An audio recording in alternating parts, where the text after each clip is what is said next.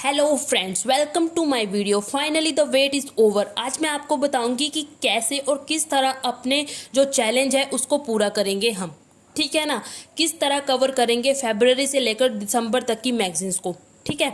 सबसे पहले हम पता क्या करेंगे, हम रोज़ 5 टॉपिक्स का टारगेट लेकर चलेंगे। इस तरह हम 15 दिन में एक मैगजीन कवर करके और फरवरी 25 ऑफ फरवरी तक दिसंबर की सभी मैगजीन्स कवर कर लेंगे, ठीक है।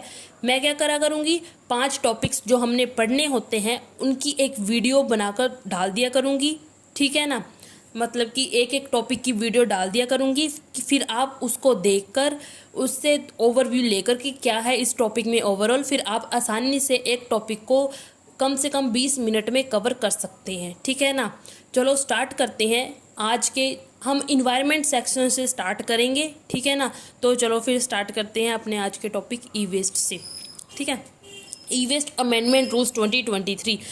अभी हमारे पास ई वेस्ट अमेंडमेंट रूल्स आए हैं। 2023 अमेंडमेंट रूल्स हैं, मतलब इससे पहले भी रूल होगा कोई, ठीक है ना, उसको अमेंड किया गया है, उसके बाद ये रूल्स आए। इससे पहले हमारे पास है ई वेस्ट रूल्स 2022, उसको अमेंड किया गया, उसमें थोड़े से चेंजेस आए, उसके बाद ये हमारे पास रूल आया। अमेंडमेंट का मतलब आपको पता चल गया होगा, ठीक है ना। किसके द्वारा लाए गए ये rules? Ministry of environment, forest and climate change has notified e waste rules 2023। Ministry of environment, forest and climate change ने नोटिफाई किए हैं इन रूल्स को, ठीक है। उसके पास जो मिनिस्ट्री है हमारे पास इन्वायरमेंट वाली, फॉरेस्ट एंड क्लाइमेट चेंज, उसके पास ये पावर कहाँ से आई कि उसने इन रूल्स को नोटिफाई किया? उसको ये पावर दी गई by the environmental protection act 1986 के द्वारा, ठीक है ना। हम इसको स्टार्ट करते हैं अब आगे, ठीक है। अब देखो, ई वेस्ट पढ़ रहे हैं, आपको इसको पढ़ने से पहले पता होनी चाहिए कि ई वेस्ट होता क्या है, ठीक है ना। अब तक कितने rules and regulation e waste से रिलेटेड आए हुए हैं, ठीक है। इसमें ई वेस्ट में कौन कौन से जो पोल्यूटेंट या टॉक्सिक एलिमेंट्स हैं वो आते हैं। ई वेस्ट का स्टेटस क्या है इंडिया में, मतलब कि कितना लार्जेस्ट ई वेस्ट जनरेटर है इंडिया या नहीं, ठीक है ना, ये पढ़ेंगे। उसके बाद इश्यूज़ क्या है ई वेस्ट से रिलेटेड, और इश्यूज़ क्या है हम वे फॉरवर्ड भी देंगे कि क्या क्या हो सकता है, ठीक है ना। और हम देखेंगे ई वेस्ट में अमेंडमेंट रूल्स 2022 को भी, और जो एलिमेंट्स अब नए ऐड किए गए हैं 2022 के जो रूल है उसमें नए ऐड किए गए एलिमेंट उनको भी देखेंगे, ठीक है ना। चलो स्टार्ट करते हैं अब अपने ई वेस्ट की डेफिनेशन से। ई वेस्ट पता क्या होता है? जब हम अपनी कोई भी इलेक्ट्रिकल या इलेक्ट्रॉनिक इक्विपमेंट्स जो होती हैं उनको, फॉर एग्जांपल अगर मेरे पास फ़ोन है, ठीक है, मैंने आज फ़ोन लिया, 3-4 साल बाद ख़राब हो गया, मैंने उसे फेंक दिया, वो बन गया ई वेस्ट। अब उसका कोई यूज़ नहीं है, उसकी 5-6 साल 10 साल, मान लो 10 साल बाद बिल्कुल यूज़लेस हो जाएगा, ठीक है ना। उसकी लाइफ ख़त्म हो चुकी है, वो अब रिपेयर नहीं हो सकता, ठीक है ना। उसको दोबारा हम इसकी लाइफ को एक्सटेंड नहीं किया जा सकता, तब वो वेस्ट बन गया। उस वेस्ट को बोलेंगे ई वेस्ट, मतलब कि इलेक्ट्रिकल एंड इलेक्ट्रॉनिक इक्विपमेंट, ठीक है ना, इंक्लूडिंग, अब मैं डेफिनेशन बोल रही हूँ, it e waste means electrical and electronic equipment including solar photovoltaic modules, panels और सेल्स, होल और in part discarded as a waste. मतलब वही इलेक्ट्रिकल एंड इलेक्ट्रॉनिक इक्विपमेंट्स जिनको हम डिस्कार्ड कर देते हैं, मतलब फेंक देते हैं कि ये वेस्ट हो चुका है, as well as reject from manufacturing, अब उसकी दोबारा मैन्युफैक्चरिंग नहीं हो सकती, रिफर्बिशमेंट नहीं हो सकती, उसकी जो लाइफ है उसको दोबारा एक्सटेंड नहीं किया जा सकता उसको दोबारा ठीक करके, एंड मतलब वही कि वो ठीक नहीं हो सकता, एंड रिपेयर प्रोसेस, ठीक है। यह है ई वेस्ट की डेफिनेशन। अब हम पढ़ लेते हैं कि कौन कौन से एलिमेंट्स जो हैं ई वेस्ट में पाए जाते हैं। इसमें हमारे पास क्या आ जाता है? Lead, cadmium, mercury, beryllium, hexavalent, chromium 6, ये जो 3 4 5 जो ये पोल्यूटेंट्स हैं इंपॉर्टेंट है प्रीलिम्स में आने के लिए, ठीक है ना। कैथोड, जो लेड है वो किस में यूज़ होता है? कैथोड रे ट्यूब में, cadmium chip, register and semiconductor, mercury रिलेस and switches, printed circuit board, CFL, beryllium motherboard में, हेक्सावेलेंट, क्रोमियम 6 ये डेकोरेटर्स या hardener for steel housing etcetera, इसमें यूज़ होता है ये, ठीक है ना। ई वेस्ट का स्टेटस क्या है इंडिया में? सिर्फ 22% जो ई वेस्ट है ना जो जनरेट हो रहा है, वही 22% ई वेस्ट ही कलेक्ट होता है, डिसमेंटल एंड रिसाइकल। बाकी का जो 77.3% है उसका नहीं कुछ भी, सिर्फ 22% जो टोटल ई वेस्ट जनरेट हो रहा है सिर्फ वही कलेक्ट, डिसमेंटल, रिसाइकल हो रहा है। India is the world's third largest e waste generator. India जो है वो दुनिया का तीसरे नंबर पर है जो कि इतना ज़्यादा ई वेस्ट प्रोड्यूस कर रहा है, जनरेट कर रहा है, चाइना और यूएसए के बाद। ठीक है, सबसे ज़्यादा ई वेस्ट में कंट्रीब्यूशन कौन देता है? कंप्यूटर्स, ठीक है ना। और जो टेलीकॉम कम्युनिकेशन इक्विपमेंट्स है वो सबसे कम देते हैं, 12% तक अपनी कंट्रीब्यूशन देते हैं। ठीक है, 90% जो वेस्ट मैनेजमेंट है ना, ई वेस्ट मैनेजमेंट है, ई वेस्ट को मैनेज जो करते हैं 90% वो इनफॉर्मल सेक्टर वर्कर्स होते हैं, वो उनके द्वारा किया जाता है। ठीक है, 90% of the electronic waste management done by informal sector. Informal sector में वो लोग आ जाते हैं जो कि किसी पर्टिकुलर बोर्ड के साथ रजिस्टर्ड नहीं होते। ठीक है, हमारे पास दो तरह के वर्कर्स होते हैं, एक फॉर्मल और एक इनफॉर्मल। फॉर्मल वो होते हैं जो कि हमारे पास वो control, central pollution control board के द्वारा वो रजिस्टर्ड होता है। ठीक है, उनमें। लेकिन जो इनफॉर्मल होते हैं वो इस तरह से किसी भी बोर्ड में रजिस्टर्ड नहीं होते। ठीक है, आशा करती हूँ आपको समझ आया होगा। अब देखते हैं कि ई वेस्ट रेगुलेशन मैनेजमेंट अब तक कैसे थी। ठीक है, 1989 में हमारे पास कोई भी रूल्स रेगुलेशंस नहीं थी रिलेटेड ई वेस्ट से। ठीक है, 1989 से 2003 में इसको रखा गया hazardous waste management and handling rules, इनके अंडर ई वेस्ट को रखा गया। ठीक है, ये कोई रूल होंगे उस टाइम पर, उनके अंदर इसको रखा गया था। ठीक है ना। उसके बाद 2008 में हमारे पास आए hazardous waste management handling and transboundary movement rules 2008। हाँ, एक और बात, आप अपने साथ एक बुक जो मैगज़ीन है उसको रख ले, या ऑनलाइन अगर आपने मैगज़ीन ली है तो उसको साथ में खोल ले, क्योंकि फ़ोन से इतना जूम करना फिर वो दिखेगा ही नहीं। ठीक है, क्योंकि इसमें बहुत सारी जो चीज़ें हैं वो छोटे लिखी हैं, वो आपको फ़ोन से इजीली दिखाई नहीं देगी। आप साथ में बुक या ऑनलाइन जो भी जैसे भी है आपने मैगज़ीन ख़रीद रखी है उसको साथ में देख लीजिए। ठीक है ना। 2008 में हमारे पास रूल आया स्पेसिफिकली किसके लिए? ई वेस्ट मैनेजमेंट के लिए। फर्स्ट टाइम आया 2008 में। ठीक है ना। 2008 में जो रूल आया उसमें एक मेन जो बात थी वो क्या लिखी गई, मतलब कि उसमें मैंडेटरी कर दिया गया जो ई वेस्ट है उनको रिसाइकल करेगा या रीप्रोसेस करेगा, ठीक है ना, उसको अपने आप को रजिस्टर्ड करवाना पड़ेगा सीपीसीबी के पास, मतलब कि सेंट्रल पोल्यूशन कंट्रोल बोर्ड के पास अपने आप को रजिस्टर्ड करवाना पड़ेगा। ठीक है ना। 2008 में हमारे पास रूल आ गए ई वेस्ट से रिलेटेड। ठीक है, उसके बाद 2011 में फिर क्या हुआ, कुछ स्पेसिफिक रेगुलेशंस आई जो कि ई वेस्ट को मैनेज करेगी। ठीक है ना। इंडिया में अब नई जो ई वेस्ट को मैनेज करने के लिए स्पेशल रेगुलेशंस आई, स्पेसिफिक रेगुलेशंस आई। कौन सी आई? वो थी एक्सटेंडेड प्रोड्यूसर रिस्पॉन्सिबिलिटी। ठीक है, सॉरी थोड़ा गलत बोल हो गया, दोबारा बोलती हूँ।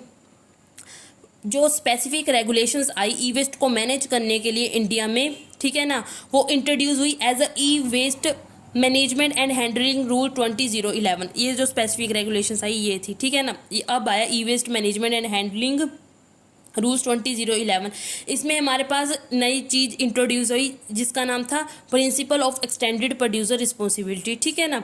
एक्सटेंडेड प्रोड्यूसर रिस्पॉन्सिबिलिटी क्या चीज़ है? एक्सटेंडेड प्रोड्यूसर रिस्पॉन्सिबिलिटी पता क्या होती है? मान लो कि एक इंसान है, वो कुछ प्रोड्यूस कर रहा है, कुछ प्रोडक्शन कर रहा है, मतलब कि मान लो फ़ोन वगैरह की प्रोडक्शन कर रहा है। ठीक है ना। उसका बस काम यहीं पर ख़त्म नहीं हो जाता कि वो सिर्फ उसने फ़ोन बनाया और बेच दिया। जब तक उस फ़ोन को उसने पूरी तरह से डिस्पोज ऑफ नहीं किया, मतलब कि अब वो इन्वायरमेंट को बिल्कुल भी इम्पैक्ट नहीं करेगा, तब तक जो हमारा प्रोड्यूसर है ना उसकी रिस्पॉन्सिबिलिटी रहेगी ही रहेगी उस प्रोडक्ट पर। ठीक है ना। मतलब कि जब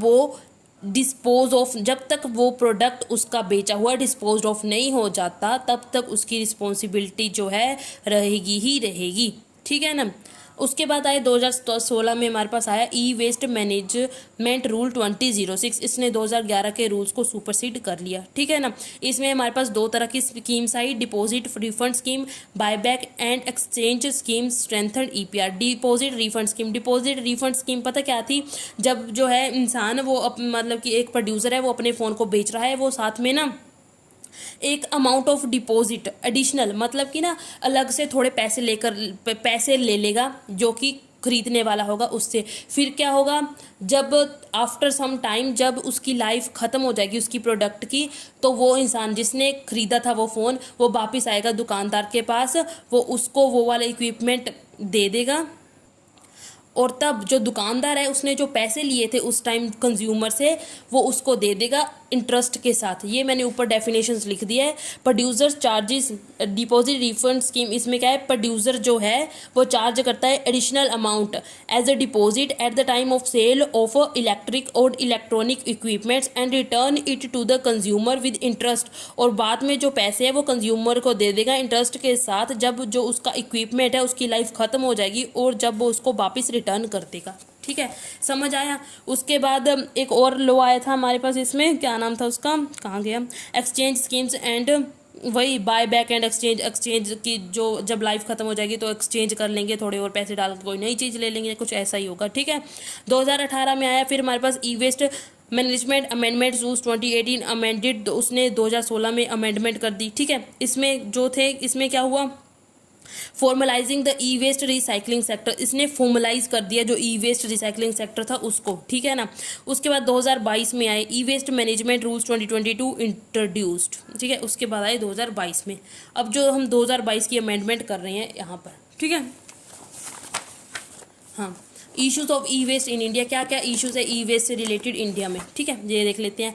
लैक ऑफ इंफ्रास्ट्रक्चर, ठीक है, जितना कलेक्ट होता है क्या, there is a huge gap between present recycling and collection and the quantum of e waste is being generated, जितना जनरेट हुआ उतना कलेक्ट नहीं होता, जितना कलेक्ट होता है वो सारा रिसाइकल नहीं हो पाता। मतलब ह्यूज गैप है between present recycling collection facilities and the quantum of e waste is being generated, जितना जनरेट हुआ ना उतना कलेक्ट भी नहीं होता पता, और जितना कलेक्ट होता है उतना रिसाइकलिंग भी नहीं हो पाता। हेल्थ हैजर्ड्स, बहुत सारे हेल्थ हैजर्ड्स हैं, हेडेक्स, इरिटेबिलिटी, नोजिया, वॉमिटिंग, आई पेन वगैरह हो जाता है, जो कि इसके एक्सपोजर में आ जाते हैं। ठीक है ना।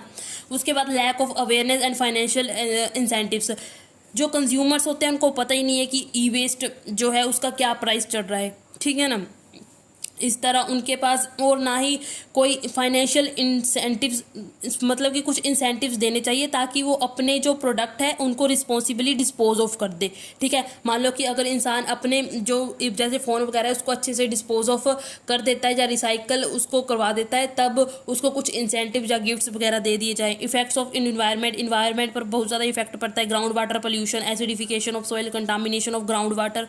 ठीक है, लैक ऑफ प्राइवेट पार्टिसिपेशन में भी प्राइवेट पार्टिसिपेशन हो ही नहीं रही है इसमें। ठीक है ना, क्योंकि ये नया नया बिजनेस है और इन्फॉर्मेशन इतनी है ही नहीं इसके रिलेटेड। इसलिए इन्वॉल्वमेंट ऑफ चाइल्ड लेबर, सबसे ज़्यादा 4.5 lakh child labour observe to be engage in various e waste activities, मतलब कि ई वेस्ट की कलेक्शन में 4.5 लाख बच्चे जो है वो काम कर रहे हैं। ठीक है, without adequate protection. Large informal sector, पीछे देखा ही था 90% जो है वो मैनेज किसके द्वारा किया जाता है, ई वेस्ट, जो इनफॉर्मल सेक्टर्स हैं उनके द्वारा। ठीक है, एक्सटेंडेड प्रोड्यूसर रिस्पॉन्सिबिलिटी की डेफिनेशन ये देख लीजिए। It means the responsibility of a producer for the environmentally sound management of the product until the end of its life, जब तक एंड नहीं हो जाती उसकी लाइफ तब तक उसके ऊपर रिस्पॉन्सिबिलिटी रहेगी। ठीक है, इंडिया में फर्स्ट ई वेस्ट क्लिनिक ओपन हुआ है, कहाँ पर, भोपाल में। वहाँ पर सेग्रीगेशन, प्रोसेसिंग और डिस्पोजल होगा वेस्ट का। अब वो दोनों हाउस होल्ड का भी और कमर्शियल जो वेस्ट होगा उन दोनों का यहाँ पर क्या होगा, डिस्पोज ऑफ हो जाएंगे यहाँ पे। ठीक है ना।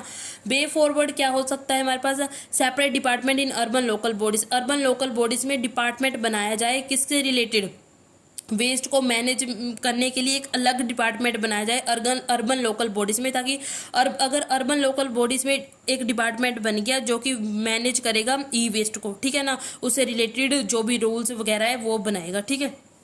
स्ट्रेंथन अनऑर्गेनाइज्ड सेक्टर, जो अनऑर्गेनाइज्ड सेक्टर है उन पर उनको सुपरवाइज करने की नीड है एंड उनको मोनिटर करना पड़ेगा। ठीक है ना, ताकि जो majority of e waste generate हो रहा है वो रिसाइकल हो पाए सिस्टमेटिकली, क्योंकि जो इनफॉर्मल सेक्टर के द्वारा जो जो जनरेट होता है ना ई वेस्ट, वो प्रॉपरली और सिस्टमेटिकली रिसाइकल नहीं हो पाता। ठीक है ना। स्ट्रिंजेंट मॉनिटरिंग एंड इन्फॉर्मेंट, ध्यान रखना है कि जो ई वेस्ट मैनेजमेंट रूल 2022 है उनके प्रोविजंस को अच्छी तरह से इम्प्लीमेंट किया जाए, इस बात का ध्यान रखना है। ठीक है। Improve the incentivising recycling, improve improve करनी पड़ेगी रिसाइकलिंग और इंसेंटिवाइज करना पड़ेगा रिसाइकलिंग। जैसे जीएसटी वगैरह है, जो रिसाइकलर्स है ना उनको जीएसटी तो पे करना ही पड़ता है, और साथ में जो ई वेस्ट है ना उसको उसकी ट्रांसपोर्टेशन में भी बहुत ज़्यादा खर्चा आ जाता है, इसलिए ये अनप्रोडक्टिव, इकोनॉमिकली अनप्रोडक्टिव हो जाता है जो हमारे पास रिसाइकलिंग वाला सारा प्रोसेस है। इसलिए थोड़ा टैक्स वगैरह में थोड़ा छूट देकर, इंसेंटिव्स वगैरह देकर उनका हौसला बढ़ाया जाए, ठीक है, जो रिसाइकलर्स हैं उनका। रेगुलेशन ऑफ इम्पोर्ट, जो इम्पोर्ट हो रहा है उनको भी रेगुलेट किया जाए थोड़ा सा। Improve awareness among consumer about, improve awareness फैलाई जाए ई वेस्ट से रिलेटेड कंज्यूमर्स में, ठीक है ना। कैसे फैलाई जाएगी, ये काम एनजीओस हो गए, अर्बन लोकल बॉडीज़, ये अच्छी तरह से कर सकती है अवेयरनेस वाला काम, क्योंकि ये लोकल लेवल पर काम करती है ना, इसलिए ये बहुत ज़्यादा इंपॉर्टेंट हो जाती है जहाँ पर। अब देख लेते हैं कौन कौन सी नई जो चीज़ें हैं वो ऐड की गई हैं, की प्रोविजंस ऐड किए गए रूल्स 2023 में, ठीक है। 2 सब्सटेंस ऐड किए गए हैं to the exemption list in schedule 2 में, 2 सब्सटेंस को ऐड किया गया है रूल 2022 में। जो शेड्यूल 2 होगा उसमें 2 सब्सटेंसेस को ऐड किया गया है, किसको, कैडमियम को, and lead in solar panels, cells, solar photovoltaic modules etcetera, जो सेल्स है, lead in medical devices with the exception of all implanted and infected products. उसके बाद 2 सब्सटेंसेस पता लगे, कैडमियम और लेड, ठीक है। उसके बाद every producer shell provide the detail information, कह रहे हैं जो भी प्रोड्यूसर है जो कुछ भी इलेक्ट्रॉनिक इक्विपमेंट्स को प्रोड्यूस कर रहा है, शैल provide the detail information on the constituents of the equipment, मतलब कि उसको डिटेल प्रोवाइड करनी पड़ेगी जो इक्विपमेंट्स के कंस्टिट्यूएंट्स हैं, मतलब कि पार्ट्स हैं, एंड देयर कंपोनेंट्स, वही इक्विपमेंट्स के कंपोनेंट्स की पूरी जानकारी देनी पड़ेगी, ठीक है ना। और कंज्यूमेबल और पार्ट्स और स्पेयर्स, वही हो गया कि जो उसके पार्ट्स है उसकी क्या करनी पड़ेगी, पूरी इन्फॉर्मेशन देनी पड़ेगी, डिटेल। उसके बाद ई वेस्ट मैनेजमेंट रूल 2022, उसको भी देख लेते हैं जल्दी से। About rules, this rule will replace e waste, इन्होंने 2016 वाले रूल्स को रिप्लेस किया, ठीक है ना। दिस रूल्स विल लॉन्च, इसने एक नई extended producer responsibility design for e waste recycling को लॉन्च किया, ठीक है ना। The rules will launch new extended producer responsibility design for recycling.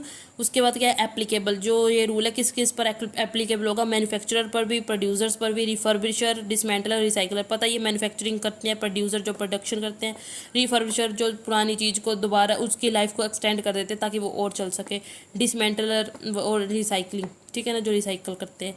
E waste recycling, इसमें कुछ एक्सेप्शंस भी हैं, वो ये रखी हैं, देख लेना, ठीक है। ई वेस्ट रिसाइकलिंग टारगेट, इसमें टारगेट रखा गया है, मतलब कि पर्टिकुलर टारगेट में इतने % हमने रिसाइकल करने ही करने हैं, ठीक है ना।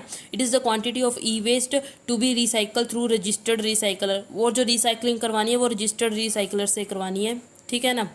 By the producer in the fulfilment of EPR, ताकि वो अपना जो एक्सटेंडेड प्रोड्यूसर रिस्पॉन्सिबिलिटी है उसको पूरा कर पाए। टारगेट कैसे कैसे रखा है, टारगेट में 60% जो वेस्ट है, ई वेस्ट कलेक्टेड हुआ है ना उसको हमने ना 2023 तक रिसाइकल करना है 60% को। उसके बाद धीरे धीरे 60 से वो 70 to 80% 2024 2025 तक वो अपना ई वेस्ट जो है उसको रिसाइकल करना है, ठीक है। नए फीचर्स ऐड किए गए थे 2022 में, कौन कौन से थे, management of solar PV modules, मतलब कि जो solar PV modules, panel, solar cells हैं उनको मैनेज करना, ठीक है। Provision for generation and transaction of EPR certificates, इनको भी इंट्रोड्यूस किया गया। Provision for environment compensation and verification and audit, मतलब कि वही कि जब अपना टारगेट पूरा नहीं हुआ है वाला तो कंपनसेशन देना पड़ेगा, ठीक है ना, फाइन वगैरह भी देना पड़ेगा, वही है, ठीक है ना। इस तरह ये टॉपिक हमारा ख़त्म होता है। आशा करती हूँ आपको समझ आया होगा, एक ओवरऑल सी अंडरस्टैंडिंग होगी, इंपॉर्टेंट है पेपर के लिए। अब मैं मिलती हूँ आपसे नेक्स्ट वीडियो में, जल्दी से इस टॉपिक को 20 मिनट में ख़त्म कर लीजिए, ठीक है ना। अगर ज़्यादा लगे तो ज़्यादा टाइम में कर लीजिए, नोट इश्यू, ठीक है ना, at all. Thank you, have a nice day, please like, subscribe and share.